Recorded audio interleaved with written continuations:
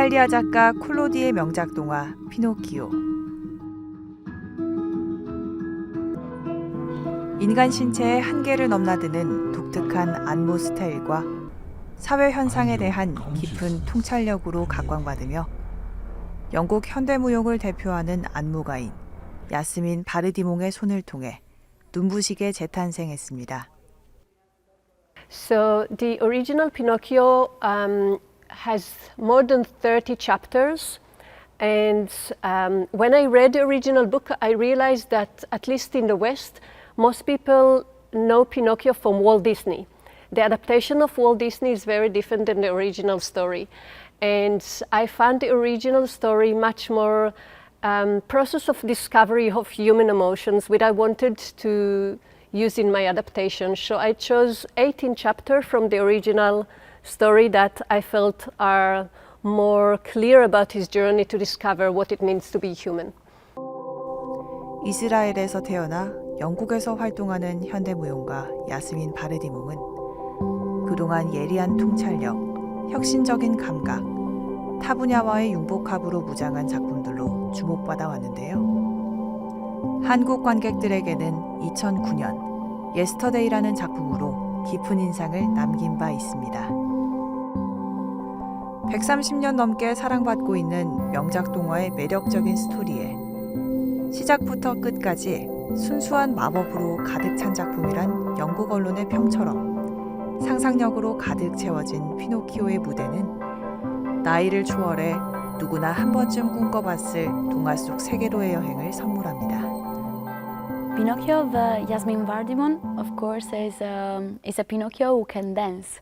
So he's a Pinocchio who can express himself through dance and through movement. Actually, the whole story with the 8 dancers that we are, we all express through movement, through dance, the novel of Pinocchio. 바르디몽의 독특한 안무와 세련된 연출의 피노키오는 현대무용과 아크로바틱을 넘나드는 다재다능한 무용수들로 새로운 생명력을 얻어 아이부터 어른까지, 가족 관객부터 현대무용 팬까지 모든 관객들을 재기발랄한 상상력으로 매료시킵니다. I think the body have the ability to express and to tell story, and especially if you use the entire capacity of the body. So my work is very physical, using the whole physicality of the body, but it's also very vocal. We use the voice, and mainly we use conceptual and emotional. And using all those layers together, I believe that through the body you can tell a lot. Especially Pinocchio, because it's about a body, a marionette that discovers body, discovers movement, discovers feelings. So the body almost is the dance is the perfect form of realizing this story.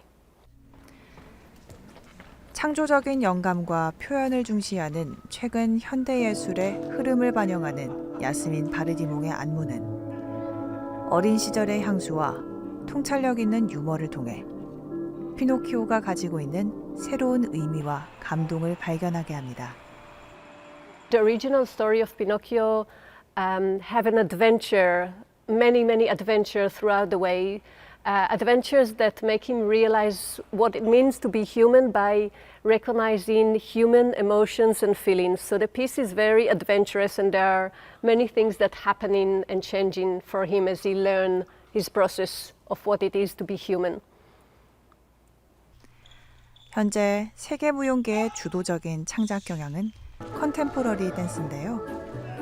말 그대로 동시대의 창작춤을 지칭하는 컨템퍼러리 댄스는 1980년대 서유럽을 중심으로 성장하여 전 세계적으로 영향을 미치게 됐습니다.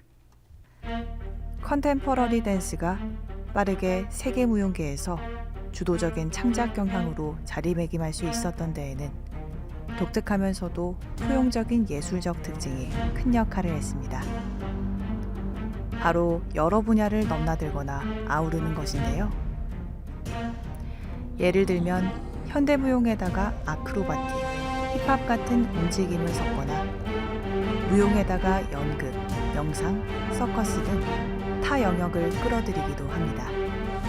well, we all know the story of Pinocchio says a lie and the nose grows longer. And I can see every time that we meet kids after the performance, they all remember this scene. And well, I have pressure for all the scenes, to be honest. But actually, the nose it's quite nice and touching moment. Yeah, when I was seeing from the video, I always cried. 야스민 바르디몽은 현대무용이 예술적이면서도 충분히 대중적 수용력을 갖출 수 있음을 이번 공연을 통해 확인시켜줍니다. Through the body language, it's very complex as well, because obviously Pinocchio is a puppet, so we have to kind of like behave as a marionette, not just me, but also the other dancer throughout the whole show. It's not, I mean, especially Yasmin work, it's not just about movement and dance, but every single movement is because there is a thought, a mindset behind, so we really behave like we are living the scene in the moment. So even if there is not a direct text, there is a lot of intention behind, and we do speak sometimes, but yeah, it's a movement who has a lot of context in it. 동화를 원작으로 한 무용극 피노키오는 기발한 상상력을 담은 움직임에다가 마리오네트, 아크로바틱, 그림자놀이, 마술을 융해하는가 하면 장치와 소품, 조명, 의상, 음향에 이르기까지 정말이지 많은 요소를 총체적으로 망라하여 예술성과 대중성 모두를 충족시켜 줍니다. The whole piece is built in a marionette house. So as you can see, the set is hanging and there are a lot of strings that you pull. One of the most important string is the curiosity. I feel that curiosity is the string that pulls us to learn, to discover, to find out more. And I think this is the most important message. 사실 인간관계나 사회부조리를 예리하게 찌르는 대담하고 혁신적인 작품을 발표해오던 야스민 바르디몽이 유명하다 못해 보편적인 동화를 작품화한 데에 많은 전문가들은 놀라움을 표하기도 했는데요. 그녀는 왜 피노키오를 관객들에게 선보이게 된 걸까요? So my work over the year very much focused on observing our contemporary society and dealing with subjects that more suitable for adults. And I wanted to have a piece that is suitable for a younger audience. I chose Pinocchio because I feel it's contain a very important question. It's ask us what it means to be human. And it's relevant today as much as it was relevant back in the 19th century when the original book was written. 야스민 바르디몽 컴퍼니의 피노키오는 전 세계 공연예술계가 주목하고 있는 영국 공연예술의 현재를 잘 보여줍니다. 작품을 통해 하나의 분명한 답을 주기보다 보는 이로 하여금 여러 갈래로 사색할 수 있는 여지를 남기는 무용극 피노키오. I feel like Pinocchio, even if it's it's a novel, it's a story, we can relate to him a lot, because Pinocchio through his journey does a lot of mistakes and say a lie, and then he promised to go to school and then he changed and then he goes. So I feel like we can all relate to that, because even through mistakes and wrong, maybe we can say wrong pathway or different pathway, actually at the end made all this journey, made Pinocchio to be a real boy. So I guess as a people we can all relate to the story of Pinocchio. It doesn't matter what kind of journey you take, but all the experience that you're gonna collect is gonna make you what you are today. 여기에서 어떤 이는 빛나는 독창성으로 무장한 미장센을 즐길 수 있을 것이며 또 다른 이는 그 속에 담긴 인간과 사회에 대한 예리한 통찰을 느낄 수 있을 겁니다.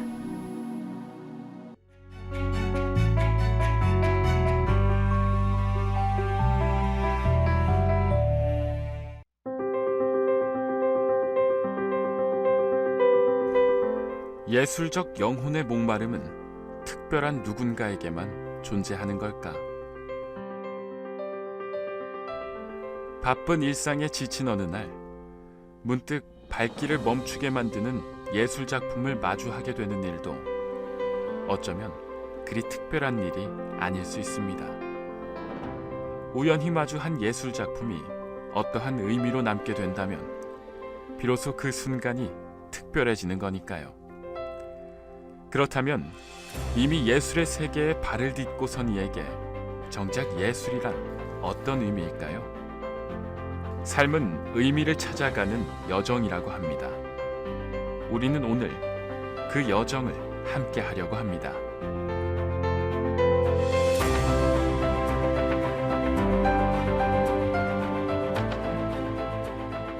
지난 5월 전시회가 열리고 있는 마산의 한 미술관을 찾았습니다.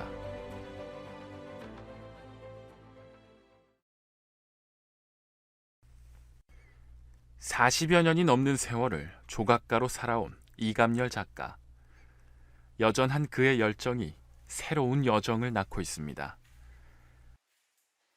지금 하고 있는 작품이 가장 최근에 만든 작품들인데 작품 명제를 호모 사피엔스 위대한 진화라고 잡았습니다.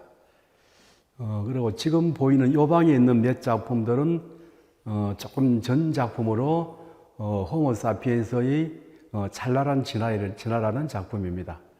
호모 사피엔스 찬란한 진화는 지구상에 인류가 존재해서부터 지금까지의 이야기를 담았고, 그 옆방에 있는 위대한 진화는 오늘과 그리고 내일 현존하는 지금 현재의 인류의 이야기를 지금 담아서 지금 이야기를 하고 있습니다.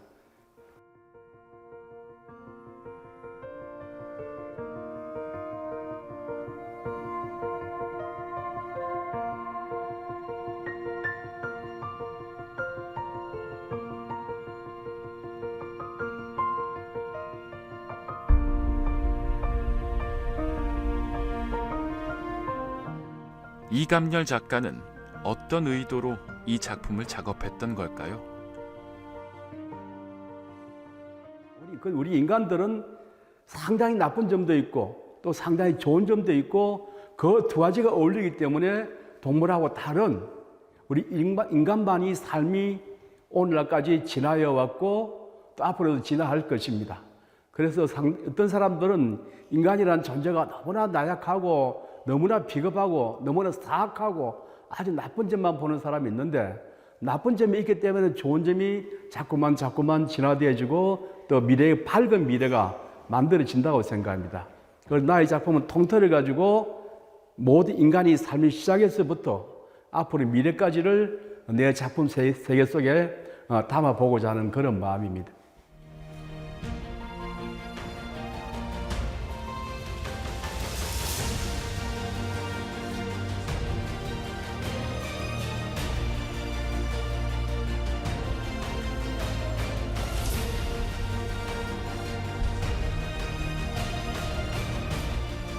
여기에 있는 이게 스테인리스로 만든 숟가락은 현재의 인류를 이야기합니다. 스테인리스는 녹이 썰지 않습니다. 이것이 자연에서 그냥 발굴된 게 아니고 인간이 합금해서 만든 녹이 썰지 않는 숟가락이에요. 녹이 썰지 않는다는 말은 우리 인간이 늙지 않고 병들지 않고 영원히 오래 살 수 있는 그런 속성하고 사실은 비슷합니다. 인간이 지금의 인간이 현재의 인류가 염원하고 바라는 것들이 이 스테인리스 숟가락이 가지고 있는 의미하고 상당히 유사하다고 생각해서 스테인리스 숟가락을 가지고 인류의 어떤 위대한 진화라는 이야기를 스테인리스 숟가락 가지고 작품을 했습니다.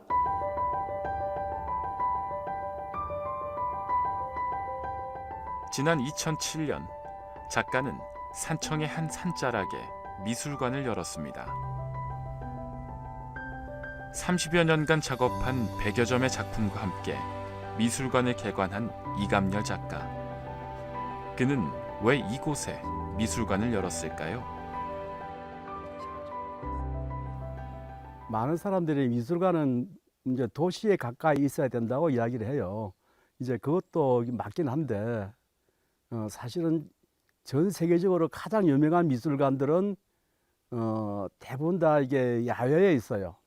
사람들이 좀 힐링도 하고 좀 드라이브 삼아 조용히 와서 또 차분하게 감상할 수 있는 또 이제 그런 것이 효과가 있기 때문에 오히려 저는 참다운 미술관은 자연 속에서 자연의 가운데서 있어야 한다는 것이 저는 옳다고 생각해서 여기다가 미술관을 만들었어요.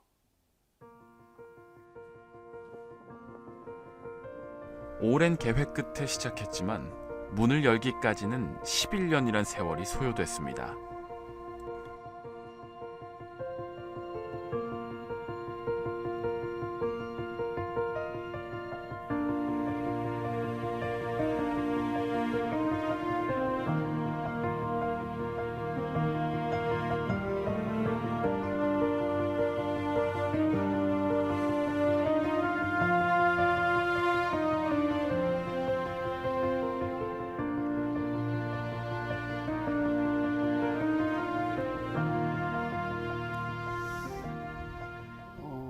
굉장히 다양한 작업을 하니까 어떤 한 장르의 작품이라기보다는 1970년대 작품부터 지금까지니까 약 한 50년 가까이 걸쳐져 있는 작품들이 이제 모여져 있고 여기에 있는 게 다는 아닙니다. 또 다른 데도 보관되어져 있는데 총 다 합쳐가지고 뭐 한 400~500점 되지 않을까 싶어요. 근데 언젠가는 그 작품을 다 정리를 해서 이제 크게 한번 좀 공간도 만들어서 내 작품 전체를 전시할 수 있는 어떤 그런 기회를 만들고 싶은 것이 제 꿈이고 욕망이에요. 언젠가는 그렇게 하고 싶습니다.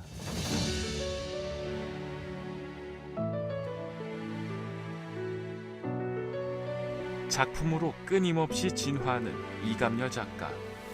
그의 영감은 어디에서 얻는 것일까요? 이 여행을 다녀보면은 전 세계 어디 가더라도 보면은 우리 인간들의 삶은 비슷해요.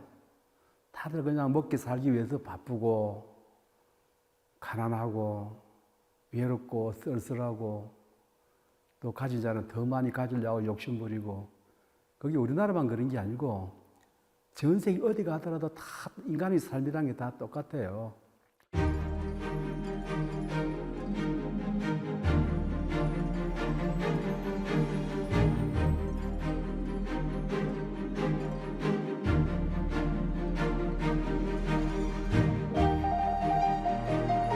야, 세상에 수억 종의 생명체가 지구에 존재하는데 우리 인류처럼 우리 사람처럼 이렇게 위대한 종이 있냐고. 정말 인간이라는 존재는 대단히 찬란한 삶을 살았구나 생각이 딱 바뀌는 거예요. 그런데 그 생각을 작품을 풀어내야 되는데 어떻게 풀어내야 될지 방법을 모르겠는 거예요. 그래서 어느 날 이제 집사람하고 같이 마트에 장을 보러 가는데 플라스틱 일회용 숟가락 한번 먹고 한번 쓰고 야외에 놀러 가서 밥 안 먹고 버리는 숟가락인데 그 숟가락이 이상하게 내 마음 필이 딱 꼽히는 거예요. 우리 인간의 삶도 한번 쓰고 버리는 존재하고 똑같아. 우리 개인의 삶은 정말 한번 쓰고 버리는 정말 매간 존재하고 똑같은데 그 하나하나가 모여가지고 한 35만 년, 40만 년을 쭉 연결해서 보니까 이 인간이라는 존재의 삶이 너무나 위대하고 너무나 찬란하다는 생각이 딱 비리 바뀌는 거예요.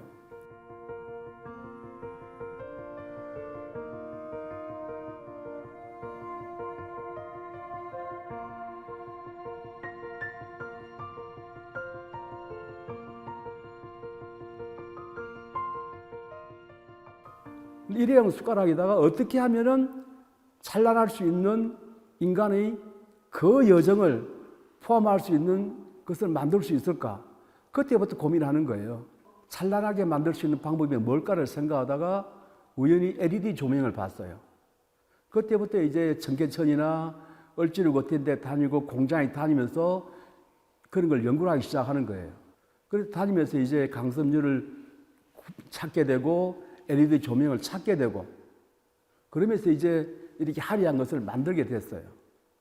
이제 그렇게 하면서 이제 빛이 나오는 건 해결이 됐는데 핵심이 어느 날 순간 그건 반응이다. 관객이 내 작품을 보러 왔을 때 그냥 가만히 보는 것보다 자기가 소리를 내고 박수를 쳤을 때 작품이 반응하는 모습을 보여주자. 그래서 키포인트가 이 반응인데 여기다 소리 반응을 할 수 있도록 집어넣은 거예요. 빡! 하면 색이 딱 변하면서 색깔이 확 달라면 재밌거든요. 빡! 빡! 빡! 빡! 이렇게 다른 모습을 보여줘가지고 관객과 작품 가지고 소통하도록 만들었고 보는 사람이 그냥 멀리서 작품을 보고 가는 것보다 자기하고 이렇게 교감할 수 있으니까 훨씬 더 정감이 가는 거예요.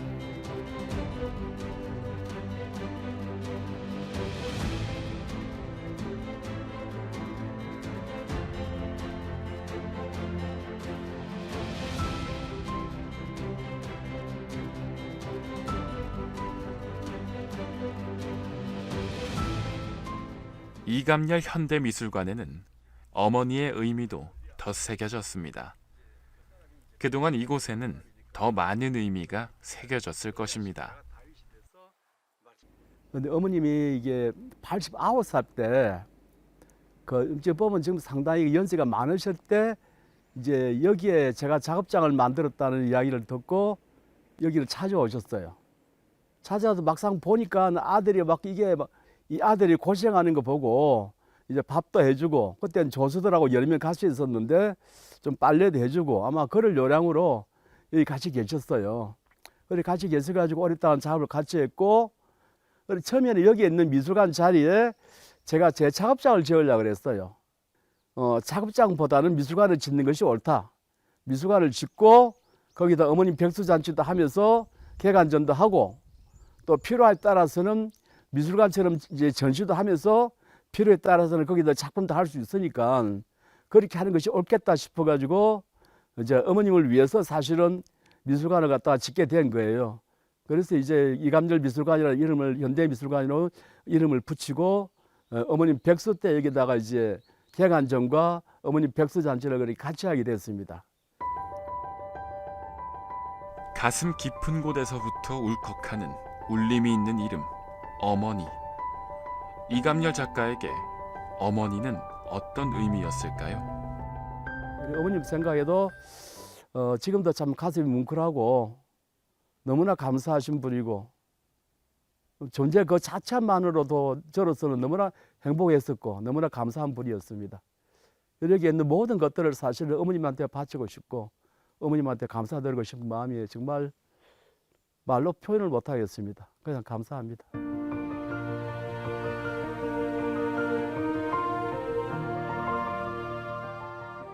미술관에서 찾은 그의 초창기 작품. 당시 그는 어떤 이야기를 하고 싶었던 걸까요?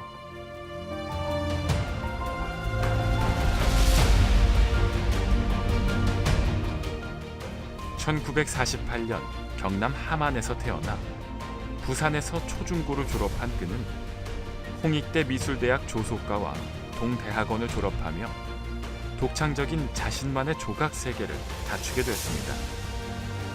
그는 어떤 연유로 조각을 시작한 것일까요? 중학교 때 어떤 미술 선생님의 작품을 보니까 유화를 가지고 그림을 그리는데 야 세상에 저런 그림도 있구나. 근데 그분이 그 당시에 국정에서 대통령상을 받으신 분이에요. 그러면서 이제 순수 예술의 눈을 뜨게 된 거죠. 그러면서 어릴 때부터 이제 나는 예술가가 될 거라고 항상 마음을 가지고 살아왔었고, 뭐 중학교도 그렇고, 고등학교도 그렇고, 대학 가서도 그렇고, 항상 나는 그때 당시에도 선배님들의 이야기가 항상 예술가는 다른 직장을 가지면 안 된다. 정말 오로지 예술만 해야 된다. 그렇게 생각했고, 또 대학 들어갈 때는 당연히 그때마다 뭐 예술한다 그러면 그림 그리는 것이 예술인 줄 알았어요. 조석관은 흙으로 작품을 만드는데 학교에서 흙을 다 대주고 하기 때문에 돈이 하나도 없이 대학을 다닐 수 있다. 그래서 운명적으로 사실은 형편이 안 돼서 조속과를 선택한 거예요. 그런데 가서 가만히 보니까 이건 내가 선택한 것이 아니고 운명적으로 내가 이끌려왔다는 느낌을 많이 받았습니다. 내가 선택을 잘한 것이다. 그렇게 마음을 먹고 조각 작품에 정말 애정을 가지고 최선을 다하려고 노력했죠.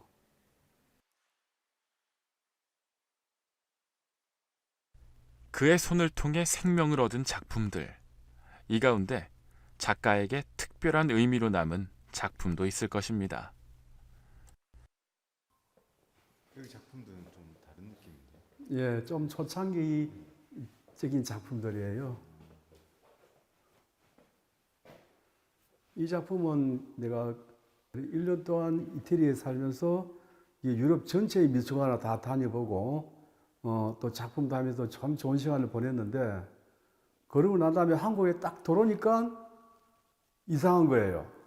여태까지 내가 알고 있던 모든 예술이, 모든 미술이 우리 게 아니고 유럽 사람들 거예요. 내가 이때까지 쏟고 살았구나 싶은 생각이 들어가지고 뭔가가 이제 새롭게 시작해야 되겠다. 나의 뿌리가 없는 작품을 했기 때문에 그건 그 사람들이 쭉 내려오는 뿌리 속에서 내려온 역사일 뿐이고 우리가 그것을 무조건 순종하고 따라했던 거예요. 그래서 그거를 좀 차단하고 뭔가 우리 것부터 해야 되겠다는 마음을 가진 게 이 작품입니다. 이 작품이 그 유명한 마르실 디샹이라는 사람입니다.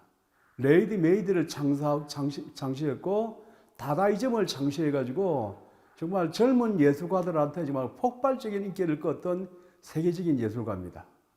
근데 이 사람은 자기 작품을 만들지 않고 인간이 쓰고 있는 중에서 어쩜 오물을 버리는 도구인 화장실에 변기를 떼가지고 와가지고 전시장에 갖다 놓고 자기 작품이라고 고집하는 거예요.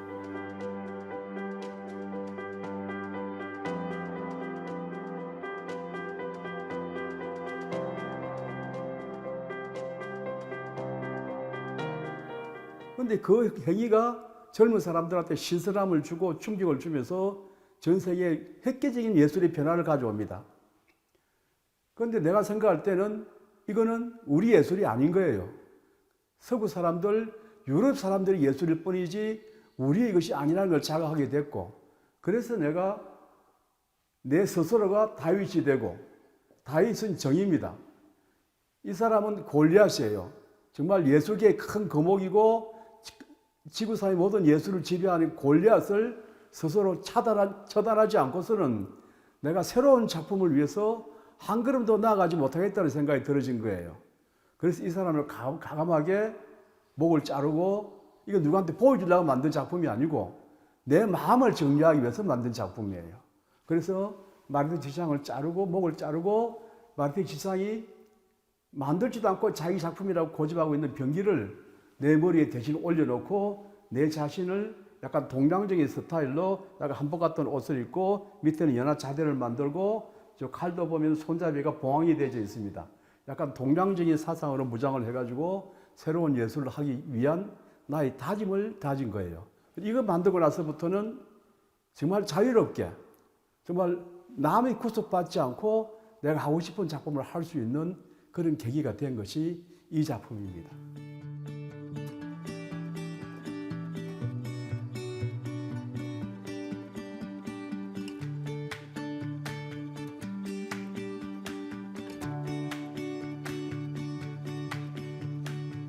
끊임없이 예술에 몰두한 그였지만 누구나의 삶이 그렇듯 그에게도 굴곡진 그림자가 없을 리 없습니다. 그에게 찾아온 시련은 어떤 모습이었을까요?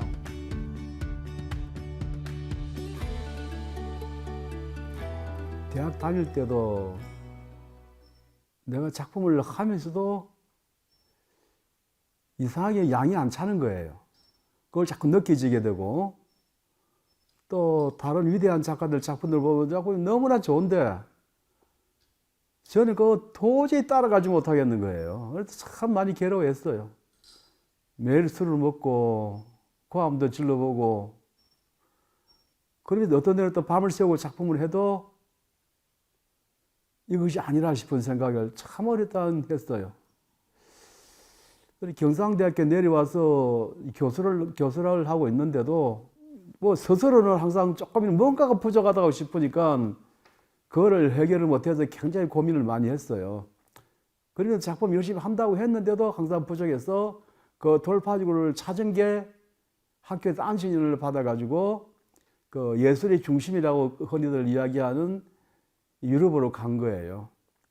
거기서 1년 동안 유럽 전체 미술을 보면서 내가 괴로워한 것이 헛된 꿈이었다. 우리 걸 아닌 걸 가지고 그 사람들은 수천 년을 내려오면서 그 나름대로 문화를 만들었는데 그걸 보고선 내가 부족하다고 생각하는 것은 말이 안 되는 거예요. 그래서 이태리 갔다 오고 난 다음에 많은 갈등을 거치고 그러면서 내 자신을 찾겠다는 노력을 한 거예요. 아무도 비교하지 말자. 내보다 위대한 작가도 없고 내보다 못난 작가도 없다. 그냥 나는 이감렬이고 나는 나다.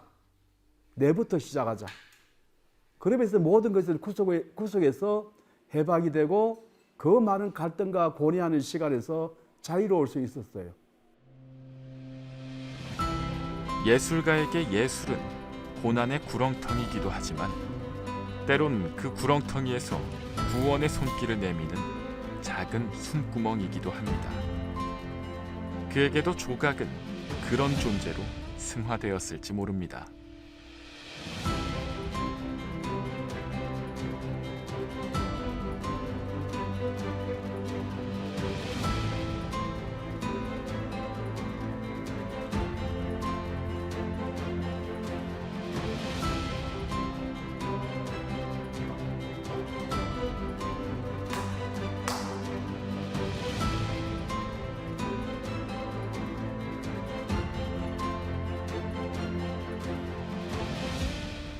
인류의 진화처럼 그의 작품 세계 또한 진화를 거듭합니다. 그가 도달하고 싶은 지향점은 무엇일까요? 결국은 이게 제 작품은 이게 전부 다가 사실은 그 인간에 대한 이야기입니다. 과연 인간이 무엇이고 또 현재의 인간은 무엇을 지향하면서 살고 또 앞으로 미래의 인간이 어떻게 될 것인지를 항상 생각하면서 작품을 만듭니다. 늘 새로운 것을 찾아 떠나지만 변화와 변하지 않는 것을 모두 갖고자 하는 게 인간의 영원한 갈망인지도 모릅니다. 새로움을 표현하고자 하면서도 영원히 기억될 작품을 남기는 일. 그 양자 간의 교집합을 풀어내기 위해 예술가는 고뇌할 수밖에 없습니다. 인류의 여정이 깨우침을 통해 더 의미 있는 것을 찾아내 왔듯이 그의 여정도 계속되기를 기대합니다.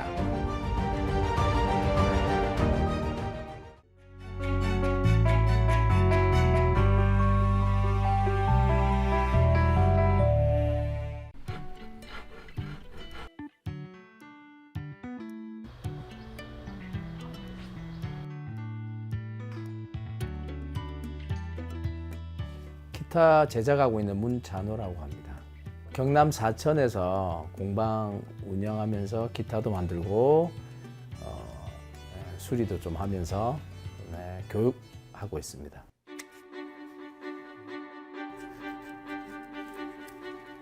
뭐 우리가 흔히 얘기한 통기타라고 하는 어쿠스틱 기타부터 일렉트릭 기타라고 하는 전자기타라고 하죠. 우리나라에서 또 만들고 아치탑이라고 하는 재즈 기타, 재즈 연주하시는 분들 사용하는 것도 만들고 클래식 기타도 만들고 우쿨렐레도 만듭니다. 현악기는 거의 다 만든다 보시면 됩니다.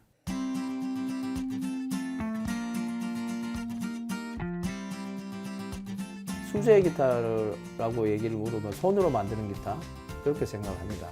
근데 이건 수제 기타라고 할 수 있는 기타는 뭐냐면 그 하나밖에 없는 기타죠. 그죠? 원 오브 카인드라고 얘기할 수 있는 그런 걸 수제 기타라고 얘기를 해야 되는데 좀 인식 자체가 조금 달라서 손으로 만들면 수제 기타다. 정확하게는 커스텀 기타가 맞죠. 수제 기타라기보다도 이게 커스텀 기타 우리나라 말로 하면은 글쎄요 뭐라고 해야 될까요? 그 정도로 아직까지 우리나라에 뭐 이렇게 뭐라 불러야 될지도 모를 정도로 정착이 안 돼 있습니다. 아직까지는.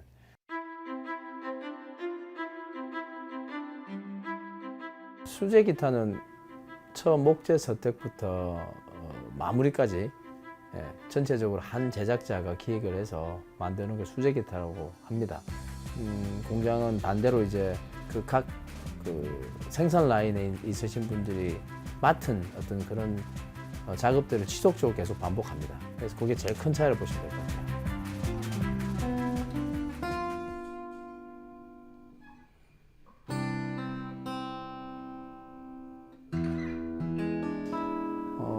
중학교 때 어머니 권유로 동네에 있는 그 교습소에 가 처음 기타를 쳐봤어요. 그리고 이제 한동안 있다시피 살다가 그때 이제 대학교 들어가서 락 밴드를 하면서 그러면서 기타라는 게 참 매력적이구나 하면서 기타 그때부터 지금까지 이제 기타가 굉장히 저한테 중요한 좋아요. 이렇게 뭐 아침에 일어나서 오늘은 무슨 기타를 만들고 어떻게 되겠다라는 생각을 하면은 즐겁고 그 다음에 뭐 다음번에는 어떻게 만들어야 되겠다. 그 결과물이 만족스럽든 만족스럽지 못하든 항상 다음 작업에는 기대가 항상 됩니다. 뭐 그걸로 충분하지 않을까 생각합니다, 저는.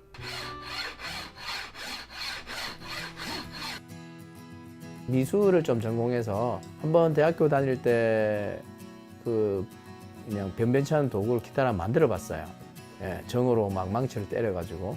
그렇게 세월이 지나고 제가 악기 무역업을 하면서 기타에 대한 궁금증이 많이 생겨서 기타 자체에 대한 이제 공부를 좀 하러 미국에 좀 가서 하다 보니까 적성에도 맞고 이 일의 직업에 대해서 생각을 좀 해보니까 기타가 오래 할 수 있겠더라고요.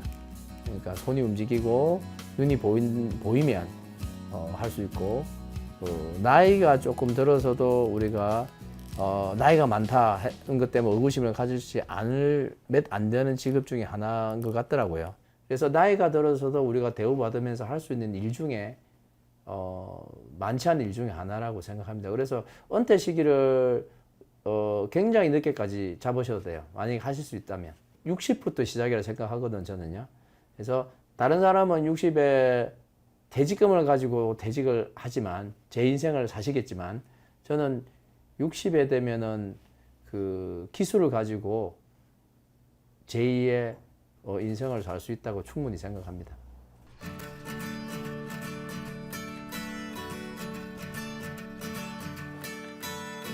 개인 작가의 생각이 많이 들어가 있어요. 근데 그게 꼭 소리뿐만 아니라 디자인적인 측면에서 내가 이 나무를 써서 이런 소리를 내겠다 하는 다소 추상적인 그런 공상을 아마 합니다. 그래서 작품을 한다고 생각을 하고 합니다. 그래서 우리가 와인을 고르듯이 나무를 가지고 있는 것 중에서 골라서 상상을 해보거든요. 이 나무를 쓰면 어떻게 될까?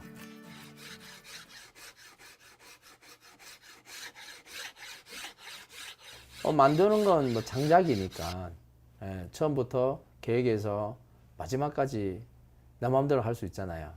그 결과물이 좋으면 좋은 거고 다수가 좋아하면 좋지만 소수가 좋아해도 저는 만족할 수가 있습니다. 그래서 그런 점이 제일 좋지 않나 생각합니다.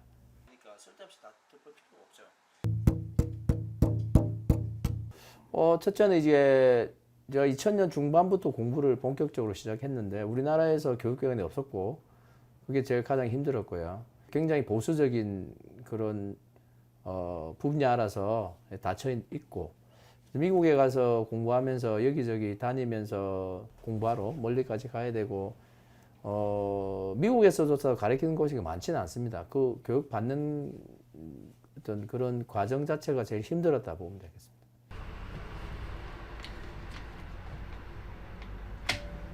커스텀 기타에 대한 인식은 전체적으로 보면은 굉장히 높이 평가하시는 분들이 있는 반면에 대다수는 저렴하게 쓰면 한다 이런 그걸로 출발을 보통 하는 것 같아요. 같은 사양의 목재로 만들었을 경우에 우리나라 분이 만든 건 외국 브랜드보다도 저렴하게 살 수 있다. 그렇게 생각하시는 경향이 좀 많은 편입니다.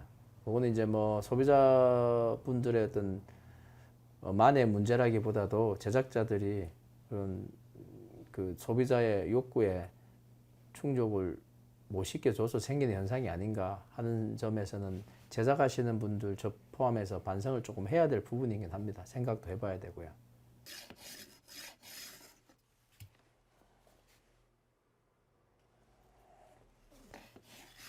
기타라는 게 간단하게 말씀드리면은 내가 처음에 기타를 선을 튕겨줘야지 이 소리가 시작이 됩니다. 그런데 우리나라 즉 동양 분들이 가지고 있는 근력의 힘하고 서양 사람들이 가지고 있는 건 차이가 많이 납니다. 시작부터 다르기 때문에 설계가 좀 달라야 돼요. 그래서 제가 한동안은 시행착오로 많이 겪었던 게 그런 부분에서 많이 겪었어요. 내가 배운 건 세계 최고의 기타 빌더들이 한테 배웠는데 당연히 이대로 만들면 잘 만들겠지 했지만 바다 기타를 연주하시는 분들 입장에서 보면 또 그렇지만은 않아요. 그래서 이게 반드시 연주할 대상과 어떤 깊은 교감이 좀 있고 대화가 있어야 되구나. 그게 이제 또 제 한편으로 보면 커스텀 기타를 하면서 제일 중요한 부분이라고 생각합니다. 세계 어딜 가도 이건 문찬호 기타야 라고 얘기하는, 그 다음에 음반 들었을 때 이거는 뭐 그 기타야. 쉽지는 않지만 그런 게 되려고 하고 있습니다. 여러 다수가 제 악기를 접해본 건 아니니까 그건 조금 더 기다려 봐야지 알 수 있지 않겠습니까? 자기만의 어떤 직업을 갖기를 원하시는 분 많으시잖아요. 그래서 기타 만드는 일로 자기가 좋아하는 일을 하면서 경제적인 문제도 해결됐으면 좋겠어요. 그래서 조금 더 이렇게 그런 전문 학교라고 해야 되나요? 그렇게 한번 해봤으면 하는 게 꿈이고, 그 다음에 지금 참고할 수 있는 교재가 우리나라말로 된 게 없습니다. 이쪽으로 꿈을 가지고 있는 사람이 굳이 외국을 안 가고 해도 여기서 배워서 자기 꿈을 펼치는 데는 크게 무리가 없으면 하는 그런 게 꿈이니까 그런 장소를 만드는 게 최종적인 목표인 것 같습니다.